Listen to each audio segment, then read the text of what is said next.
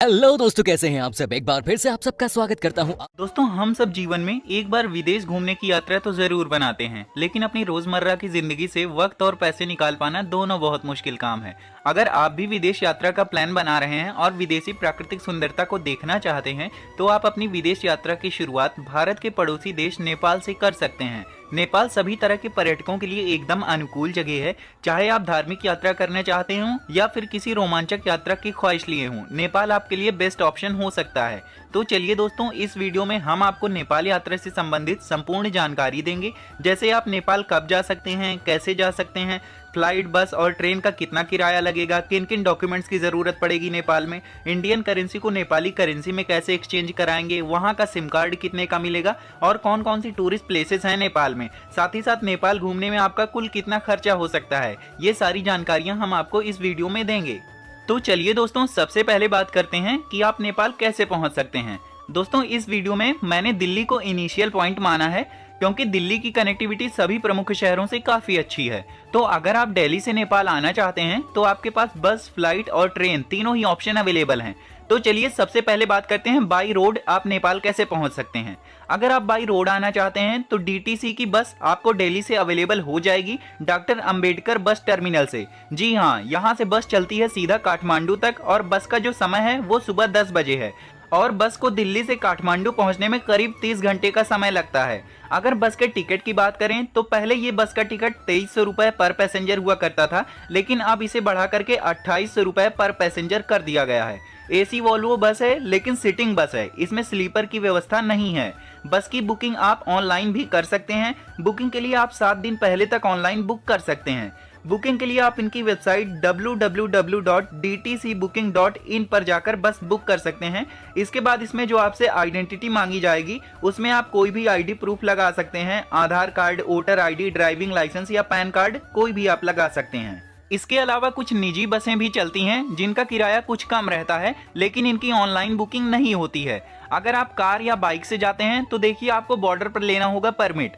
अगर आप बाइक से आते हैं तो कुछ चीजें आपको ध्यान में रखनी होंगी। सबसे पहले आपको बॉर्डर पे परमिट लेना होगा।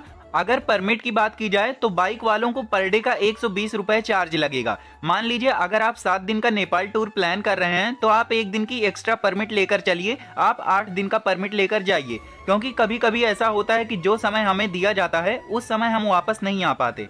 ये जो परमिट होता है ये इस तरह से काम करता है जैसे वीजा काम करता है। नेपाल में पासपोर्ट या वीजा की जरूरत तो नहीं पड़ती है, लेकिन अगर आप नेपाल जाते हैं तो आपको परमिट लेना पड़ता है। अगर आप पर्सनल गाड़ी से जाते हैं तब, अगर आप बाइक से जाते हैं तो आपको पर डे का 120 रुपए परमिट के लिए देना होता है। और मैं आपको सजेस्ट करूंगा कि आप नेपाल जितने भी दिन के लिए जा रहे हैं उससे 1 दिन एक्स्ट्रा परमिट लेकर जाइए, क्योंकि अगर निर्धारित समय से ज्यादा टाइम हो जाता है तो 2200 रुपए का चालान देना पड़ता है। इसीलिए 1 दिन का एक्स्ट्रा परमिट लेकर ही जाएं।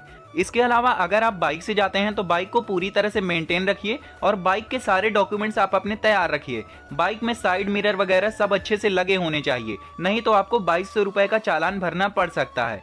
इसके लिए बहुत ज्यादा स्ट्रिक्ट है नेपाल पुलिस, और स्पेशली जो इंडियंस आते हैं उनके लिए। अगर आप अपनी पर्सनल कार से जाना चाहते हैं तो आपको बॉर्डर पे कार के लिए भी परमिट लेनी होगी, और कार के लिए परमिट शुल्क है 400 रुपए पर डे। ये तो हुई बाई रोड नेपाल पहुंचने की। इसके अलावा अगर आप बाई फ्लाइट नेपाल आना चाहते हैं तो आप जा सकते हैं। दिल्ली से आपको काठमांडू के लिए फ्लाइट मिल जाएगी जो आपको 1.5 घंटे में काठमांडू पहुंचा देगी। दिल्ली से काठमांडू के लिए फ्लाइट में इकोनॉमी क्लास का टिकट 6000 से 8000 रुपए तक पड़ेगा।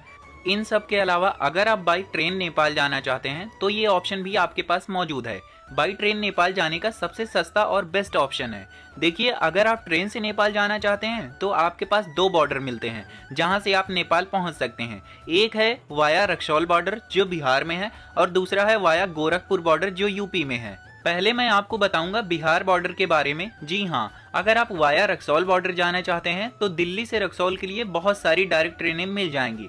अगर ट्रेन के टिकट की बात की जाए तो दिल्ली से रक्सौल के लिए स्लीपर क्लास का टिकट 550 रुपए है, थर्ड एसी का 1475 रुपए, सेकंड एसी का 2130 रुपए और फर्स्ट एसी का 3060 रुपए है। इसके बाद रक्सौल से नेपाल बॉर्डर की दूरी करीब 1.5 किलोमीटर है, लेकिन वहां से आगे आपको जाना होगा बीरगंज तक। बीरगंज और रक्सौल रेलवे स्टेशन की दूरी करीब 8 किलोमीटर है। आपको रक्सौल से बीरगंज जाने के लिए स्टेशन के पास ऑटो मिल जाएंगे जो आपको 50 से 100 रुपए में बीरगंज पहुंचा देंगे। बीरगंज पहुंचने के बाद आप नेपाल में एंटर हो चुके हैं। किसी भी तरह की कोई भी परमिट की ज़रूरत यहाँ पे नहीं पड़ेगी। लेकिन आपको यहाँ पे विशेष तौर से एक बात का ध्यान रखना होगा, आपके पास यहाँ पे जो रुपए होंगे वो होंगे इंडियन करेंसी के। वैसे नेपाल में इंडियन करेंसी भी चल जाती है, लेकिन अगर 500 रुपए या 2000 के बड़े नोट हैं तो वो नहीं चलते हैं। तो ऐसे में आप अपनी सारी इंडियन करेंसी 100 रुपए या उससे छोटे नोट लेकर जाइए, या फिर आप अपनी इंडियन करेंसी को नेपाली करेंसी में एक्सचेंज करवा लीजिए। नेपाल बॉर्डर पर ही आपको कई शॉप मिल जाएंगी जो इंडियन करेंसी को नेपाली करेंसी में चेंज कर देंगी। क्या क्या कन्वर्जन रेट है वो भी मैं आपको बता देता हूँ। देखिए, अगर आप भारतीय 100 रुपए कन्वर्ट कराते हैं तो आपको 160 नेपाली रुपए मिल जाता है। तो जितने रुपए आप चाहें उतना आप कन्वर्ट करा सकते हैं, लेकिन मैं आपको सजेस्ट करूंगा कि आप कम से कम 6000 से 7000 रुपए जरूर कन्वर्ट करा लीजिए। और अगर लौटते समय ये पैसे बच जाते हैं तो आप फिर से वही बॉर्डर पे इंडियन करेंसी में एक्सचेंज करवा लीजिए। तो अब आप बीरगंज तो पहुंच ही चुके हैं नेपाल में, और यहाँ से काठमांडू के बीच की दूरी रहती है करीब 275 किलोमीटर। इस 275 किलोमीटर के लिए आपको बस मिल जाती है, जिसमें एसी और नॉन एसी दोनों तरह की बस आपको मिलेंगी। नॉन एसी बस में रहेगा किराया 600 रुपए और एसी बस का किराया रहेगा 1100 रुपए। बस आपको 8 से 9 घंटे में बीरगंज से काठमांडू पहुंचा देगी। अगर आप गोरखपुर से काठमांडू नेपाल जाना चाहते हैं तो आप दिल्ली से गोरखपुर किसी भी ट्रेन से आ सकते हैं। दिल्ली से गोरखपुर के लिए स्लीपर क्लास का टिकट 445 रुपए, थर्ड एसी का 1165 रुपए, सेकंड एसी का 1600 रुपए और फर्स्ट एसी का 2685 रुपए है। गोरखपुर पहुंचने के बाद अब आपको जाना होगा सोनौली बॉर्डर, जो नेपाल बॉर्डर कहलाता है। सोनौली बॉर्डर पहुंचने के लिए आपको सबसे पहले जाना होगा नौतनवा। बस से अगर आप जाते हैं तो बस से 120 रुपए में आप नौतनवा पहुंच जाएंगे 2 से 3 घंटे में। नौतनवा पहुंचने के बाद आप वहां से सोनौली बॉर्डर की डिस्टेंस 6 से 7 किलोमीटर है, और नौतनवा आप सोनौली बॉर्डर बाई टैक्सी 40 से 50 रुपए में पहुंच जाएंगे। बॉर्डर पे पहुंचने के बाद आपको फिर से वही करना होगा, करेंसी एक्सचेंज। आप अपना आधार कार्ड अपने साथ जरूर रखिए। उसके बाद सोनौली बॉर्डर से आपको जाना होगा भैरवा, जो कि नेपाल में पड़ता है, और भैरवा की डिस्टेंस यहाँ से 3 किलोमीटर है। भैरवा से आप काठमांडू जा सकते हैं। यहाँ से काठमांडू की डिस्टेंस 270 किलोमीटर है, और आपको एसी और नॉन एसी दोनों तरह की बस मिल जाएंगी काठमांडू जाने के लिए। एसी बस का टिकट रहेगा 800 रुपए और नॉन एसी बस का टिकट रहेगा 500 रुपए। तो ये थे दोनों तरीके वाया रोड आपका नेपाल पहुंचने का। एक रक्सौल बॉर्डर जो बिहार में पड़ता था उसका मैंने पहले बताया, और दूसरा सोनौली बॉर्डर जो गोरखपुर यूपी में पड़ता है उसका मैं अभी बता रहा हूँ। चलिए इसी के साथ अब बात कर लेते हैं कोरोना रिपोर्ट यानी RT-PCR रिपोर्ट और वैक्सीनेशन की। दोस्तों, अगर आप बाई फ्लाइट जाते हैं तब आपके पास डबल डोज वैक्सीनेशन सर्टिफिकेट होना चाहिए। साथ ही साथ आपका RT-PCR निगेटिव रिपोर्ट होना चाहिए, वो भी 72 घंटे के अंदर की।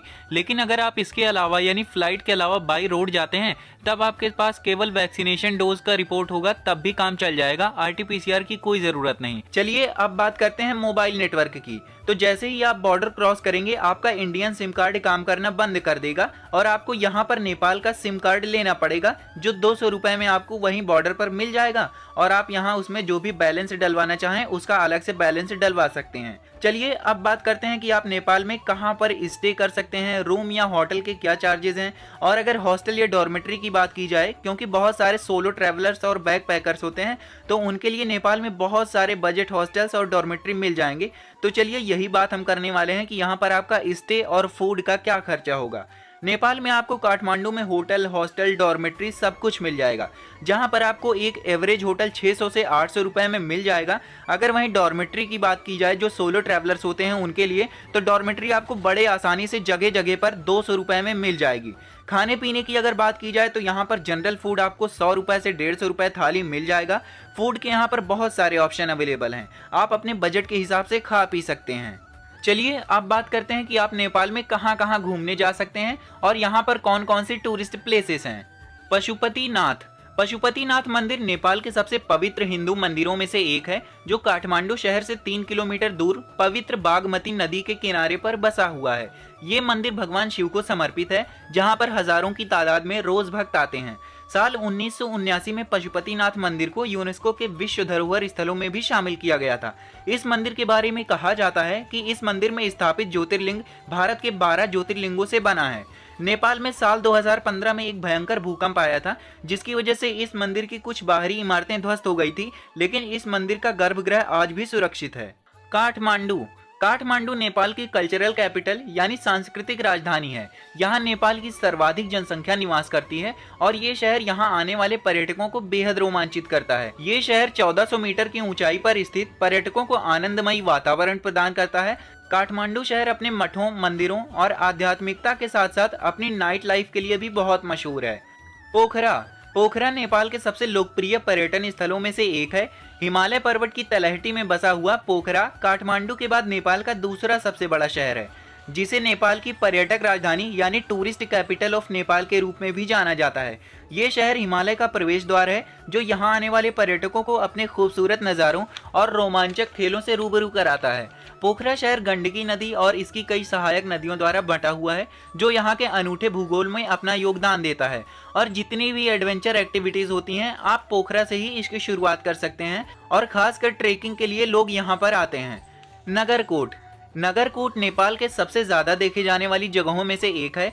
हिमालय की गोद में बसा हुआ ये छोटा एवं आकर्षक गांव नेपाल के भक्तपुर जिले में है। नगरकोट से आप हिमालय के 13 में से 8 पर्वतमालाएं देख सकते हैं। नगरकोट काठमांडू से मात्र 28 किलोमीटर की दूरी पर स्थित है, जो यहां आने वाले पर्यटकों को हिमालय पर्वतमाला के खूबसूरत दृश्यों को दिखाकर आश्चर्यचकित करता है।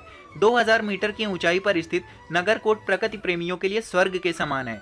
इस जगह की सबसे खास बात यह है कि ये राजधानी के बहुत करीब है, जिससे पर्यटकों को यहाँ आने के लिए ज़्यादा पैसे और समय खर्च नहीं करना पड़ता है। जनकपुर नेपाल का एक बेहद खास शहर है, जो यहाँ के सबसे प्रमुख पर्यटन स्थलों में से एक है। जनकपुर भारत की सीमा के करीब स्थित है, जो सीता जी का जन्म स्थान और भगवान श्री राम का उनके विवाह का स्थान भी माना जाता है। नेपाल आने वाले पर्यटकों के लिए जनकपुर एक बेहद शानदार जगह है, क्योंकि यहाँ कई तालाब हैं जो यात्रियों को आकर्षित करते हैं। जनकपुर नेपाल के तराई क्षेत्र में स्थित, जो पर्यटकों के साथ साथ तीर्थयात्रियों के लिए भी एक पसंदीदा जगह है। ये शहर अपने सुखद मौसम, भव्य उत्सव और मंदिरों की आकर्षक वास्तुकला के लिए भी जाना जाता है। लुम्बिनी गौतम बुद्ध का जन्म स्थान है। ये जगह भारत की सीमा के करीब रूपनदेही जिले में स्थित है, जो बहुत ही शांत और बौद्ध धर्म का प्रमुख तीर्थ स्थान है। लुम्बिनी को यूनेस्को द्वारा विश्व धरोहर स्थल यानी वर्ल्ड हेरिटेज साइट के रूप में भी शामिल किया गया है।